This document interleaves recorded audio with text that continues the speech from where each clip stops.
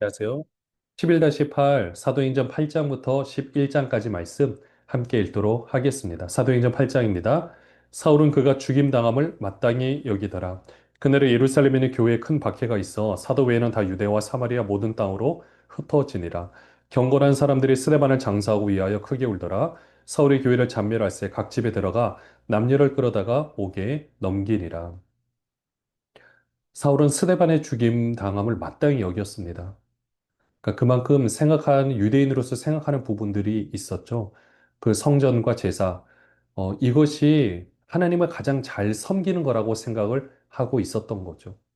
그리고 이렇게 공회를 통해서 사형 선고를 받고 이렇게 그 종교 문제로 죽임을 당하게 되면 그들의 법에 의해서 장례식 때도 울 수 없다라고 합니다. 그러나 이들은 크게 울었어요. 우는 사람들이 이 절에 보시면 경건한 사람들이었습니다. 이 사람들이 자기 목숨과는 상관없이 이 스데반의 죽음이 잘못되었다. 이것을 강조하면서 그들에게 항의하면서 이렇게 울은 것으로 보여집니다. 그리고 예루살렘 교회에 큰 박해가 있었습니다. 사도회는 다 유대와 사마리아 모든 땅으로 흩어졌다라고 하는데요. 이때 흩어진 사람들은 우선은 어, 사도들은 2번 정도 공회에 잡혔다가 풀려난 일이 있어요. 그러니까 이제 같은 문제로 다시 이들을 기소하기가 어렵습니다. 그러다 보니 이들을 대상으로 잡을 수도 없었고 또 사도들은 또 교회를 지켜야 되는 사명도 있었겠죠. 그러니까 처음에 주로 핍박받는 대상 누구냐면 바로 헬라파 유대인들. 그러니까 그들은 결국 흩어질 수밖에 없게 된 겁니다. 그리고 혹시라도 그 유대인들, 그러니까 예루살렘에 살던 유대인들도 우리도 이렇게 핍박받으면 어떻게 하지? 그때는 일단은 도망을 가게 되는 거죠. 그렇게 해서 교회가 흩어지게 되었습니다. 스데반의 순교 사건만 본다라면, 그리고 교회가 핍박받는 사건만 본다라면, 오늘 하나님 함께 하신데 어떻게 이런 일이 생기지? 이렇게 질문을 던질 수가 있어요. 근데 한 가지 확실한 것은 스데반의 순교를 통해서 그 교회가 흩어짐을 통해서 사마리아 교회 복음이 전해지고 사울이 회심도 하고 또 수리 안디옥 교회가 개척이 되어서 우리가 알고 있는 바울의 1, 2, 3차 전도 여행이 다 수리 안디옥 교회로부터 출발을 하게 되거든요. 또 기독교인이 나타나는 것도 수리 안디옥 교회입니다. 결국 이 모든 일들이 일어나는 것은 스데반의 순교 사건이거든요. 그러니까 일어난 어떤 한 사건으로 그것을 가지고 우리가 판단할 것이 아니라 그것을 통해서 어떤 일이 일어나는지를 본다면 스데반의 순교 사건이 아니다라면 더 이상은 어떻게 다른 것으로 어떻게 판단할 수 없을 정도로 놀라운 역사라는 것을 알 수가 있습니다. 물론 슬프고 아픈 일이었던 거죠. 그리고 사울이 교회를 잔멸하는데 얼마나 철저하게 했는지 모릅니다. 4절부터 보시면은요. 그 흩어진 사람들이 두루다니며 복음의 말씀을 전할세 빌립이 사마리아 성에 내려가 그리스도를 백성에게 전파하니 무리가 빌립의 말도 듣고 행하는 표적도 보고 한 마음으로 그가 하는 말을 따르더라. 많은 사람에게 붙었던 더러운 귀신들이 크게 소리를 지르며 나가고 또 많은 중풍병자 못 걷는 사람이 나오니 그 성에 큰 기쁨이 있더라. 그 성에 시몬이라는 사람이 전부터 있어 마술을 행하여 사마리아 백성을 놀라게 하며 자칭 큰 자라 하니 낮은 사람보다 높은 사람까지 다 따르며 이르되 이 사람은 크다 일컫는 하나님의 능력이라 하더라. 오랫동안 그 마술에 놀랐으므로 그들이 따르더니 빌립이 하나님 나라와 및 예수 그리스도의 이름에 관하여 전도함을 그들이 믿고 남녀가 다 세례를 받으니 시몬도 믿고 세례를 받은 후에 전심으로 빌립을 따라다니며 그 나타나는 표적과 큰 능력을 보고 놀라니라. 스데반의 순교 사건을 통해서 교회는 흩어지게 되었습니다. 그 결과 가운데 하나가 바로 사마리아 교회가 개척이 됐는데요. 빌립을 통해서 그 놀라운 역사가 일어나게 되었습니다. 빌립이 이렇게 가게 된 것은 물론 억지로 그냥 갔느냐? 그것은 당연히 아니겠죠. 빌립은 분명히 그 사마리아를 위해서 기도한다든지 그 마음이 있었을 겁니다. 다만 말 그대로 환경이 열어져야 되고 하나님께서 인도해 주셔야만 가능하겠죠. 근데 지금 그런 기회가 열렸죠. 그렇게 돼서 빌립은 그곳에 가서 복음을 전하게 됩니다. 거기서 복음을 전할 때 놀라운 역사들이 일어나죠. 6절에 보시면 빌립의 말도 듣고 여기서 중요한 것은 하나님의 말씀을 먼저 전하는 것이 중요합니다. 피 묻은 복음을 전하는 것이 중요합니다. 그리고 그 이후에 행하는 표적도 보고 한 마음으로 그가 하는 말을 따르더라. 표적은 그 다음에 나타나는 거예요. 그러니까 하나님께서 지금 표적을 나타나게 해주시는 것은 이거는 빌립이 말하는 것이 옳다라는 것을 증명해 주는 역할을 하는 거죠. 사실은 사람들이 표정만 믿고 따를 것 같지만 말씀이 뒷받침되어 주지 않으면 그것은 의미가 없습니다. 잠깐 동안은 놀라운 역사가 일어날 것 같지만 결국 말씀이 중요합니다. 그래서 행하는 표적도 보고 한 마음으로 그가 하는 말을 따르더라. 자, 말도 들었고요. 표적도 보니까 어때요? 이젠 그 말씀을 따를 수밖에 없는 거죠. 하나님께서 인도에 나가시니까. 또 7절에 더러운 귀신들이 크게 소리를 지르고 나갔다. 잘못된 신앙관이 바뀌어지게 되는 것을 말합니다. 그들이 붙잡고 있었던 메시아관이 또 있었거든요. 유대인들이 원했던 메시아, 사마리아인들이 원했던 메시아가 있는데 이제는 진짜 메시아, 그리스도이신 예수 그리스도에 대해서 전하고 있는 겁니다. 그리고 병자들이 낫게 되니 그 성에 큰 기쁨이 있었다라고 말씀하고 있습니다. 또 그 성에 시몬이라는 사람이 있었는데 마술을 행해서 그 사마리아 사람들에게 굉장히 인기가 많았는데요. 그 시몬도 빌립의 세례를 받고 이제 전심으로 빌립을 따라다니게 되었습니다. 자, 그렇게 하고 먼저 빌립이 에디오피아 내시에 복음을 전하는 사건을 먼저 볼 텐데요. 26절부터 읽겠습니다. 주의 사자가 빌립에게 말하 이르되 일어나서 남쪽으로 향하여 예루살렘에서 가사로 내려가는 길까지 가라 하니 그 길은 광야라. 일어나 가서 보니 에디오피아 사람 곧 에디오피아 여왕 간다기의 모든 국구를 맡은 관리인 내시가 예배하러 예루살렘에 왔다가 돌아가는데 수레를 타고 선지자 이사야의 글을 읽더라. 성령이 빌립대로 이르시되 이 수레로 가까이 나아가라 하시거늘 빌립이 달려가서 선지자 이사야의 글 읽는 것을 듣고 말하되 읽는 것을 깨닫느냐? 대답하되 지도해 주는 사람이 없으니 어찌 깨달을 수 있느냐 하고 빌립을 청하여 수레에 올라 같이 앉으라 하리라. 읽는 성경 구절은 이것이니 일러스되 그가 도살자에게로 가는 양과 같이 끌려갔고 털 깎는 자 앞에 있는 어린 양이 조용함과 같이 그의 입을 열지 아니하였도다. 그가 굴욕을 당했을 때 공정한 재판도 받지 못하였으니 누가 그의 세대를 말하리요? 그의 생명이 땅에서 빼앗김이로다 하였거늘 그 내시가 빌립에게 말하되 청컨대 내가 묻노니 선지자가 이 말한 것이 누구를 가리킴이냐? 자기를 가리킴이냐? 타인을 가리킴이냐? 빌립이 입을 열어 이 글에서 시작하여 예수를 가르쳐 복음을 전하니 길 가다가 물 있는 곳에 이르러 그 내시가 말하되 보라 물이 있으니 내가 세례를 받으면 무슨 꺼리낌이 있느냐? 이에 명하여 수레를 멈추고 빌립과 내시가 둘 다 물에 내려가 빌립이 세례를 베풀고 둘이 물에서 올라올세 주의 영이 빌립을 이끌어 간지라 내시는 기쁘게 길을 가므로 그를 다시 보지 못하니라 빌립은 아소도에 나타나 여러 성을 지나다니며 복음을 전하고 가이사랴에 이르니라. 주의 사자가 빌립에게 명합니다. 일어나서 남쪽으로 향하여 예루살렘에서 가사로 내려가는 길까지 가라. 오늘날로 보면 한 140km 정도 되는 굉장히 먼 거리입니다. 근데 가보니까 광야예요. 왜 이곳에 보내셨을까? 빌립이 이런 생각 들었을 겁니다. 근데 때마침 에디오피아 사람 곧 에디오피아 여왕 간다기의 모든 국구를 맡은 관리인 네시가 예배하러 예루살렘에 온 거예요. 멀리서 온 겁니다. 그래서 돌아가는데 선지자 이사야 글을 크게 읽고 있는 거예요. 그래서 성령께서 빌립도록 술에 가까이 나가라 하시니까 이제 빌립이 가서 물어보는 겁니다. 당신이 그 듣는 말씀 깨닫느냐? 아니, 말해주는 사람인데 어떻게 깨달을 수 있겠냐고 지도해주는 사람이 없는데. 그래서 빌립이 성경 구절에 대해서 읽는 성경 구절을 보니까 바로 그가 도살자를 가는 양과 같이 이 이사야 53장 7절 이하의 말씀인 거예요. 털간자 앞에서 어린 양이 조용함과 같이 그 입을 열지 아니하였도다. 도대체 누구냐? 누굽니까? 예수 그리스도를 말하고 있는 거죠. 그렇게 해서 복음을 전하니까 이 내시가 가다가 물 있는 것을 보고 내가 세례를 받는데 무슨 거리낌이 있겠느냐? 그렇게 해서 빌립한테 세례를 받게 됩니다. 그와 동시에 주의 성령께서 빌립을 이끌어 가시는 거죠. 그리고 가이 아소도에 나타나서 여러 성을 지나다니며 복음을 전하고 가이사랴에 이르게 됩니다. 빌립에 갔던 길 나중에 베드로가 요한과 함께 또 그 길을 가게 됩니다. 14절부터 읽겠습니다. 예루살렘에는 사도들이 사마리아도 하나님의 말씀을 받았다함을 듣고 베드로와 요한을 보내며 그들이 내려가서 그들을 위하여 성령 받기를 기도하니 이는 아직 한 사람에게도 성령 내리신 일이 없고 오직 주 예수의 이름으로 세례만 받을 뿐이더라. 이에 두 사도가 그들에게 안수하며 성령을 받는지라 시몬이 사도들의 안수로 성령 받는 것을 보고 돈을 들여 이르되 이 권능을 내게도 주어 누구든지 내가 안수하는 사람은 성령을 받게 하여 주소서 하니 베드로가 이르되 내가 하나님의 선물을 돈 주고 산 줄로 생각하였으니 내 은과 내가 함께 망할지어다 하나님 앞에서 내 마음이 바르지 못하니 이 도에는 내가 관계도 없고 분깃될 것도 없느니라 그러므로 너의 이 악함을 회개하고 주께 기도하라 혹 마음에 품은 것을 사하여 주시리라 내가 보니 너는 악독이 가득하며 불의의 메인바 되었도다. 시몬이 대답하여 이르되 나를 위하여 주께 기도하여 말한 것이 하나도 내게 임하지 않게 하소서 하니라.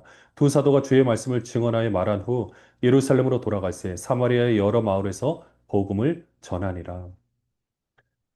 예루살렘 교회에 사마리 교회가 개척이 됐다는 소식을 듣게 됩니다. 그렇게 해서 베드로와 요한을 보내는 겁니다. 베드로와 요한을 보낸다는 것은 공식적으로 교회를 대표해서 그 사마리아 교회를 교회로 인정할 것인가? 어떻게 보면 이것을 확인하는 차원에서 보내는 거죠. 그리고 가서 15절에 보시면 성령 받기를 기도하는 겁니다. 성령께서 함께 하신다는 결국 뭐예요? 하나님께서 인정하신다는 뜻이겠죠. 그렇게 가서 이제까지는 세례만 받았는데 안수를 하니까 결국 성령을 받게 되는 것을 봅니다. 이때 마술사 시몬도 그 사도들의 능력을 보고, 와, 나도 내가 이 권능을 내가 돈을 줄 테니까 나한테 나도 내가 안수하는 사람마다 성령을 받게 하게 하옵소서라고 이야기를 하니까요. 20절에 네가 하나님의 선물을 돈 주고 살 줄로 생각하였으니 내 은과 내가 함께 망할지어다. 그러니까 시몬이 얼른 회개하면서 그 나를 위해서 주님께 기도해 달라고 부탁을 하죠. 이런 말한 것이 하나도 내게 임하지 않게 해달라고 부탁을 합니다. 이렇게 해서 사마리아 여러 마을에 복음을 전합니다. 공식적으로 인정이 된 거죠.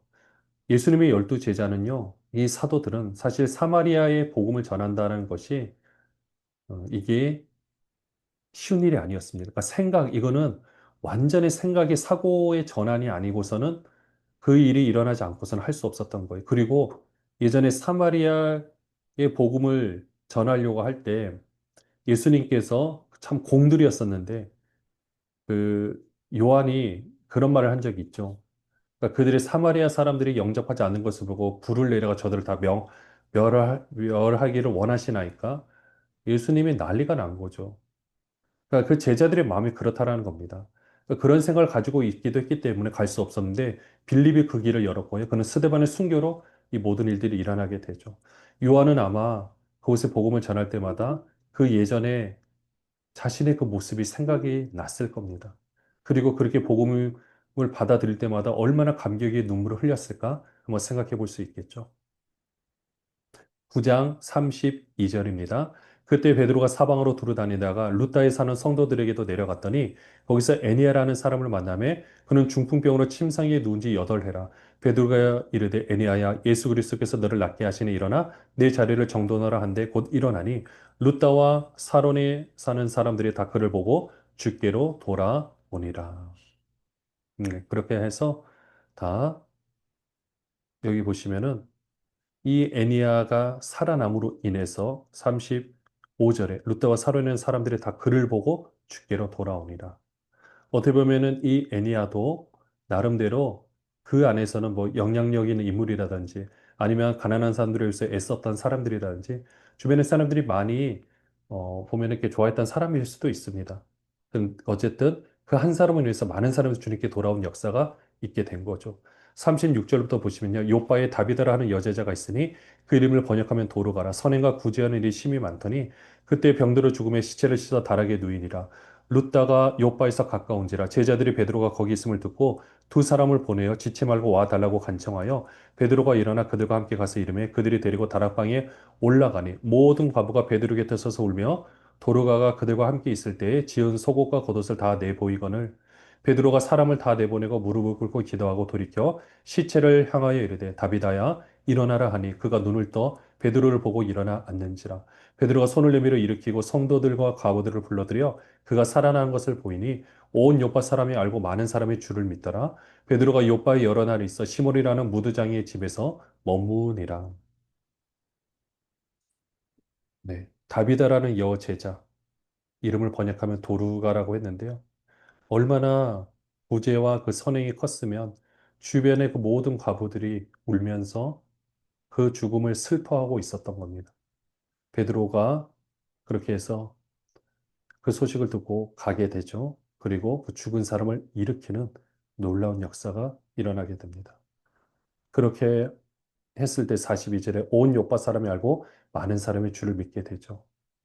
그래서 43절에 요바에 있는 동안에 시몬이라 하는 무두장이의 집에서 머무르리라. 무두장이는 가죽을 세공하는 직업인데요. 그 당시 유대인의 입장에서 보면은 이거는 시체를 만드는 직업이니까 어떻게 보면은 부정한 직업이죠. 근데 그 집에 베드로가 거한다. 지금 베드로의 생각도 많이 끼어졌다는 것을 알 수가 있습니다. 문화적 장벽이 많이 이제 허물어졌다는 것을 알 수가 있죠. 이렇게 하고 원래는 이전에 사도 바울의 회심을 먼저 봐야 되지만 그것은 그 다음에 다루고요. 그대로 10장 1절부터 보도록 하겠습니다.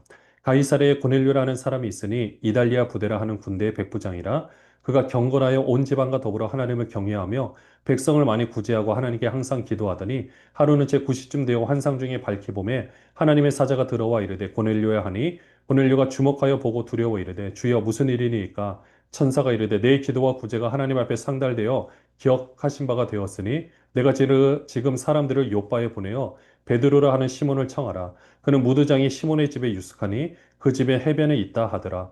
마침 말하던 천사가 떠나매 고넬료가 집안 하인 둘과 부하 가운데 경건한 사람 하나를 불러 이 일을 다 이루고 요바로 보내니라. 이튿날 그들이 길을 가다가 그 성에 가까이 갔을 그때에 베드로가 기도하려고 지붕에 올라가니 그 시각은 제6시더라. 그가 시장하여 먹고자 하매 사람들이 준비할 때에 황홀한 중에 하늘이 열리며 한 그릇이 내려오는 것을 보니 큰 보자기 같고 네 길을 메어 땅에 들이웠더라. 그 안에는 땅에 있는 각종 네발 가진 짐승과 기는 것과 공중에 나는 것들이 있더라. 또 소리가 있으되 베드로야 일어나 잡아 먹으라 하거늘 베드로가 이르되 주여 그럴 수 없나이다. 속되고 깨끗하지 아니한 것을 내가 결코 먹지 아니하였나이다. 한데 또 두 번째 소리가 있으되 하나님께서 깨끗하게 하신 것을 내가 속되다 하지 말라 하더라. 이런 일이 세 번 있은 후 그 그릇이 곧 하늘로 올려져 가니라. 베드로가 본 바 환상이 무슨 뜻인지 속으로 의아해 하더니 마침 고넬료가 보낸 사람들이 시몬의 집을 찾아 문 밖에 서서 불러 묻되 베드로라는 시몬이 여기 유숙하느냐 하거늘 베드로가 그 환상에 대하여 생각할 때 성령께서 그에게 말씀하시되 두 사람이 너를 찾으니 일어나 내려가 의심하지 말고 함께 가라. 내가 그들을 보내었느니라 하시니 베드로가 내려가 그 사람들을 보고 이르되 내가 곧 너희가 찾는 사람인데 너희가 무슨 일로 왔느냐? 그들이 대답하되 백부장 고넬료는 의인이요 하나님을 경외하는 사람이라 유대 온 족속에 칭찬하더니 그가 거룩한 천사의 지시를 받아 당신을 그 집으로 청하여 말을 들으라 하느니라 한데 베드로가 불러들여 유숙하게 하니라. 가이사랴에 고넬료라는 백부장이 있었는데요. 이달리아는 부대, 그러니까 로마의 그 군대의 백부장입니다. 당시 이스라엘은 로마의 지배를 받고 있었기 때문에 이 백부장의 지위는 상당히 높았다고 볼 수가 있는데요. 이절에 보시면 그가 경건하여 온 지방과 더불어 하나님을 경외하고 백성을 많이 구제하고 하나님께 항상 기도했다라고 되어 있습니다. 왜냐하면 당시 로마 문화는요, 굉장히 합리적입니다. 그러다 보니 사실 항상 이민족의 침입을 받고 있었던 사람들의 입장에서는요, 로마가 자신들을 다스려 주는 것이 훨씬 더 어, 좋다고 보시면 됩니다. 왜냐하면 다른 민족이 쳐들어올 것을 걱정하지 않아도 돼요. 그리고 세금을 내는데 이전에 오히려 자신이 그 섬겼던 그리고 그 왕께 내는 세금보다 훨씬 더 적었다라고 합니다. 그러다 보니 오히려 더 살기가 좋았던 거죠. 물론 이 이스라엘은 아닙니다. 이스라엘은 그렇지가 않았고요. 그러다 보니 다른 쪽에서는 그 로마에 대해서 되게 감사하는 마음을 가진 사람들이 있었어요. 그리고 모든 이 이제 세금과 모든 그 특산품들이 다 로마로 몰리게 되고 당연히 기득권층은 그것을 너무 많이 누리게 되다 보니 사치와 향락의 판을 치게 되죠. 그러다 보니까 또 로마의 정식 문화는 좀 빈약하죠. 그리스 로마 신화라고 말하는 것처럼 로마에 다른 문화가 있는 것이 아니다 보니까 그 이전에 헬라 문화부터 왔던 그 문화를 가지고 있다 보니 그냥 사람들이 육체적 쾌락에만 너무 몰두하다 보니까 굉장히 음란한 삶을 살기도 하고요. 그러니까 그게 처음에는 뭐 좋을지 모르겠지만 계속 그렇게 살려고 하니까 이제 굉장히 이제 지겹다고 생각하는 거죠. 그런데 보니까 유대인들이 믿는 하나님의 모습을 보니 그 하나님을 섬기는 사람들의 모습을 보니 너무 고상하고 괜찮은 거죠. 그렇게 해서 하나님을 섬기는 사람들을 바로 경건한 사람들, 경건한 이방인들이라고 성경에서 표현을 합니다. 백부장이 그런 모습인 거죠. 자, 이렇게 되는데 이 고넬료가 항상 기도하고 있는데 바로 주의 천사가 하나님의 사자가 들어와서 고넬료한테 이제 내 기도와 구제가 하나님 앞에 상달되었다. 4절에 보면 나오죠. 그래서 지금 빨리 사람을 무두장이 시몬의 집에 있는 베드로에게 사람을 보내서 청하라는 거죠. 그렇게 해서 사람을 보냅니다. 경건한 사람 하나를 부르고 종 두 명과 함께 보내는 거죠. 근데 그때 베드로는요, 또 기도하러 갔을 때 지붕에 올라갔는데 환상 가운데 어떤 일이 있었냐? 11절에 보시면 하늘이 열리며 한 그릇이 내려오는 것을 본데 큰 보자기 같아 보이는 거예요. 네 길을 메어 땅에 들이어 거죠. 그러니까 네 줄로 해서 내려오는 거죠. 근데 그 안에 네 발간지 짐승과 기는 것과 공중에 나는 것들. 그러니까 유대인들 입장에서 부정한 짐승들이 있는 겁니다. 이것을 보고 먹으라라고 하나님께서 어떻게 보면 소리가 일어나서 먹으라, 잡아먹으라 하니까 주여 그럴 수 없습니다. 속되고 깨끗하지 않은 것을 내가 결코 먹지 아니하였나이다. 그러니까요. 두 번째 소리가 있어 하나님께서 깨끗하게 하신 것을 내가 속되다 하지 말라. 이런 일이 세 번 있게 되는 겁니다. 이게 무슨 뜻일까라고 생각하고 있었는데 17절에 마침 그때 고넬료가 보낸 사람들이 시몬의 집을 찾아 문 밖에 서서 베드로라는 사람이 여기에 유숙하느냐라고 물어보는 거죠. 그래서 이러저러하게 자신들을 이제 설명을 하는 겁니다. 보니까 백부장 고넬료는 의인이고요. 하나님을 경외하고 유대 온 족속이 칭찬했다. 사실 피정복 국가에서 그 자신들을 정복하고 있는 어떻게 보면은 우리나라가 일제 치하에 있을 때 일본 뭐 어떤 그 고위 관리직을 사람들이 칭찬한다. 거의 있을 수가 없는 일인데 지금 칭찬을 하고 있다는 것은 정말로 백성들을 사랑하는 마음으로 잘 섬기고 있다는 것을 알 수가 있죠. 그렇게 해서 먼저는 시간이 많이 됐으니까 먼저 유숙을 하게 되고 그 다음날 아침 일찍 백부장의 집을 찾아가게 됩니다. 이튿날 일어나 그들과 함께 갈새 요바에서 온 어떤 형제들도 함께 가니라. 이튿날 가이사랴에 들어가니 고넬료가 그의 친척과 가까운 친구들을 모아 기다리더니 마침 베드로가 들어올 때 고넬료가 맞아 발 앞에 엎드려 절하니 베드로가 일으켜 이르되 일어서라 나도 사람이라 하고 더불어 말하며 들어가 여러 사람이 모인 것을 보고 이르되 유대인으로서 이방인과 교제하며 가까이 하는 것이 위법인 줄은 너희도 알거니와 하나님께서 내게 지시하사 아무도 속되다 하거나 깨끗하지 않다 하지 말라 하시기로 부름을 사행하지 아니하고 왔노라. 묻노니 무슨 일로 나를 불렀느냐? 고넬료가 이르되 내가 나올 전 이맘때까지 내 집에서 제 부식 기도를 하는데 갑자기 한 사람이 빛나는 옷을 입고 내 앞에 서서 말하되 고넬료야 하나님이 내 기도를 들으시고 내 구제를 기억하셨으니 사람을 요바에 보내어 베드로라는 시몬을 청하라. 그가 바닷가 무드장이 시몬의 집에 유숙하느니라 하시기로 내가 곧 당신에게 사람을 보내었는데 오셨으니 잘하였나이다. 이제 우리는 주께서 당신에게 명하신 모든 것을 듣고자 하여 다 하나님 앞에 있나이다. 베드로가 입을 열어 말하되 내가 참으로 하나님은 사람의 외모를 보지 아니하시고 각 나라 중 하나님을 경외하며 의를 행하는 사람은 다 받으시는 줄 깨달았도다. 만유의 주 되신 예수 그리스도로 말미암아 화평의 복음을 전하사 이스라엘 자손들에게 보내신 말씀 곧 요한의 그 세례를 반포한 후에 갈릴리에서 시작하여 온 유대에 두루 전파된 것을 너희도 알거니와 하나님이 나사렛 예수에게 성령과 능력을 기름 붓듯 하셨음에 그가 두루 다니시며 선한 일을 행하시고 마귀에게 눌린 모든 사람을 고치셨으니 이는 하나님이 함께 하셨습니다. 우리는 유대인의 땅과 예루살렘에서 그가 행하신 모든 일의 증인이라 그를 그들이 나무에 달아 죽였으나 하나님이 사흘 만에 다시 살리사 나타나시되 모든 백성에게 하신 것이 아니요 오직 미리 택하신 증인 곧 죽은 자 가운데서 부활하신 후 그를 모시고 음식을 먹은 우리에게 하신 것이라 우리에게 명하사 백성에게 전도하되 하나님이 살아있는 자와 죽은 자의 재판장으로 정하신 자가 곧 이 사람인 것을 증언하게 하셨고 그에 대하여 모든 선자도 증언하되 그를 믿는 사람들이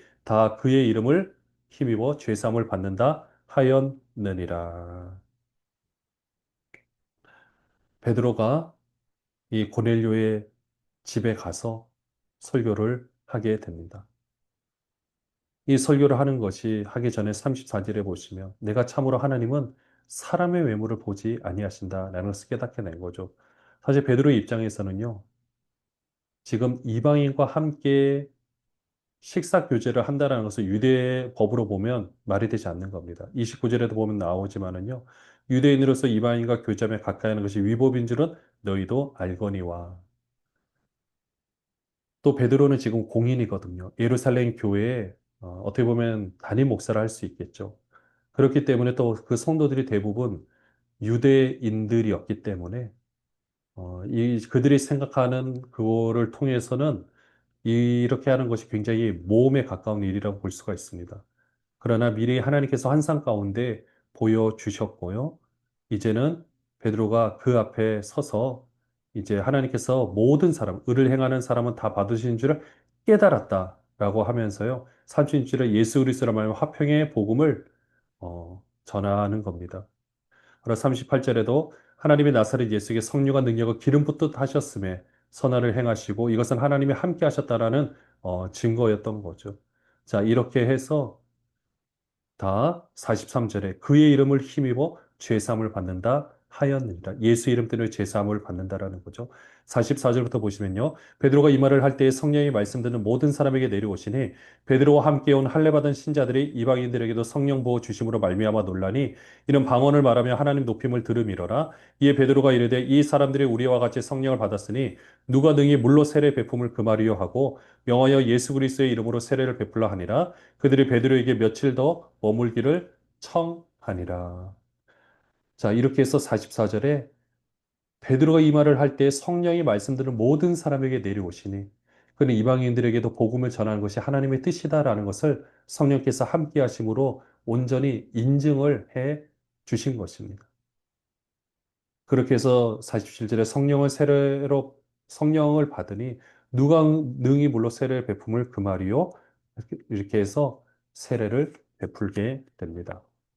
11장 1절입니다. 유대인의 사도들과 형제들이 이방인들도 하나님의 말씀을 받았담을 들었더니 베드로가 예루살렘에 올라갔을 때 할례자들이 비난하여 이르되 내가 무할례자의 집에 들어가 함께 먹었다 하니 베드로가 그들에게 이 일을 차례로 설명하여 이르되 내가 요바시에서 기도할 때 황홀한 중에 환상을 보니 큰 보자기 같은 그릇이 내 귀에 베어 하늘로부터 내려 내 앞까지 드리워졌거늘 이것을 주목하여 보니 땅에 네 발 가진 것과 들짐승과 기는 것과 공중에 나는 것들이 보이더라. 또 들으니 소리 있어 내게 이르되 베드로야 일어나 잡아먹으라 하거늘 내가 이르되 주님 그럴 수 없나이다 속되거나 깨끗하지 아니한 것은 결코 내 입에 들어간 일이 없나이다 하니 또 하늘로부터 두 번째 소리 있어 내게 이르되 하나님이 깨끗하게 하신 것을 내가 속되다고 하지 말라 하더라 이런 일이 세 번 있은 후에 모든 것이 다시 하늘로 끌려 올라가더라 마침 세 사람이 내가 유숙한 집 앞에 서 있으니 가이사랴에서 내게로 보낸 사람이라 성령이 내게 명하사 아무 의심 말고 함께 가라 하심에 이 여섯 형제도 나와 함께 가서 그 사람의 집에 들어가니 그가 우리에게 말하기를 천사가 내 집에 서서 말하되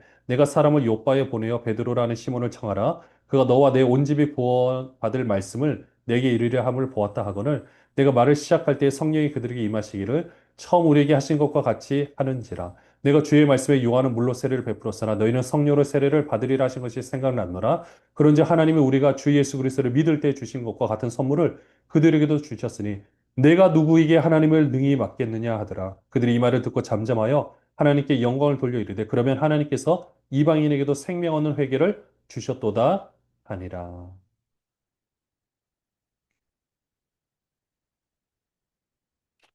이제 예루살렘 교회에 가서 보고를 합니다. 유대에 사는 사도들과 형제들이 이방인들도 하나님의 말씀 받았담을 들으니까요. 바로 어떤 반응이 일어났냐? 2절에 보시면 할례자들이 비난을 합니다. 정통 유대인들을 말하고 있죠. 네가 무할례자의 집에 들어가서 함께 먹었냐고. 그래서 베드로가 하나씩 차근차근 설명합니다. 하나님께서 한상 가운데 보여주신 것들. 그리고 그것을 다 설명을 하고 나서요. 또 그곳에 또 그 고넬료가 나를 어떻게 청했는지 다 설명을 하고요. 그렇게 해서 17절에 하나님이 우리가 주 예수 그리스도를 믿을 때 주신 것 같은 선물을 그들에게도 주셨으니 성령의 임재가 그들에게도 함께 이제 이방인들에게도 임하게 된 것을 이렇게 말을 합니다. 그러면서 내가 누구에게 하나님을 능히 맡겠느냐? 하나님께서 이 일을 하시는데 내가 어떻게 맡겠느냐? 그렇죠? 이렇게 말하니까 18절에 그들이 이 말을 듣고 잠잠하여 하나님께 영광을 돌려 이르되 그러면 하나님께서 이방인에게도 생명 얻는 회개를 주셨도다 하니라. 베드로의 이 경험은요. 나중에 사도 바울이 복음을 전할 때 그 이방인들의 복음을 전할 때 또 이 부분에 대해서 교회가 판단을 내릴 때 큰 도움이 됩니다. 이 하나의 사건이 얼마나 놀라운 사건인지 하나님께서 어떻게 보면 백부장 고넬료의 기도를 통해서 응답하신 거고요.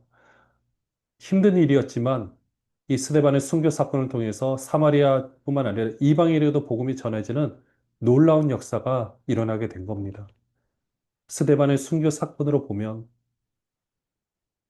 하나님으로부터 복을 받았나? 하나님이 쓰시는 사람인가? 왜 결말에 그렇지? 우리가 이렇게 이야기할 수가 없는 겁니다. 그러니까 우리의 삶 가운데서도 우리 삶에서 일어나는 지금의 결과를 가지고 우리 모든 것을 평가할 수 있느냐? 우리 귀한 사역자분들이 최선을 다해서 목회를 하는데 지금 일어나는 것을 가지고 평가를 할 수 있느냐? 아무도 할 수 없습니다. 하나님께서는 그 한 사람을 통해서 정말 놀라운 일을 펼치실 거고, 그 자녀들을 통해서 놀라운 역사를 이루어 가실 거고, 또 그들의 기도를 통해 하나님은 더 귀하고 아름답게 인도해 가고 쓰시는 줄로 믿습니다. 오늘 이 사건들을 통해서 하나님의 놀라운 역사를 이루어 가셨던 것처럼 오늘 우리의 삶도 하나님께서 더 귀하게 아름답게 쓰시는 줄로 믿습니다. 어려운 일이 있다고 낙심하거나 우리가 거기서 포기할 것이 아니라 그것을 통해서 이루어 가시는 하나님의 손길을 함께 경험하는 모든 분들 되시기를 바랍니다. 기도하겠습니다. 하나님 아버지, 오늘도 우리를 그렇게 써 주심을 믿습니다. 그래서 감사합니다. 그래서 새로운 힘을 우리에게 주셔서 더 귀하고 놀라운 성령의 역사로 아름답게 감당하게 하여 주옵소서. 예수 그리스도의 이름으로 기도합니다. 아멘.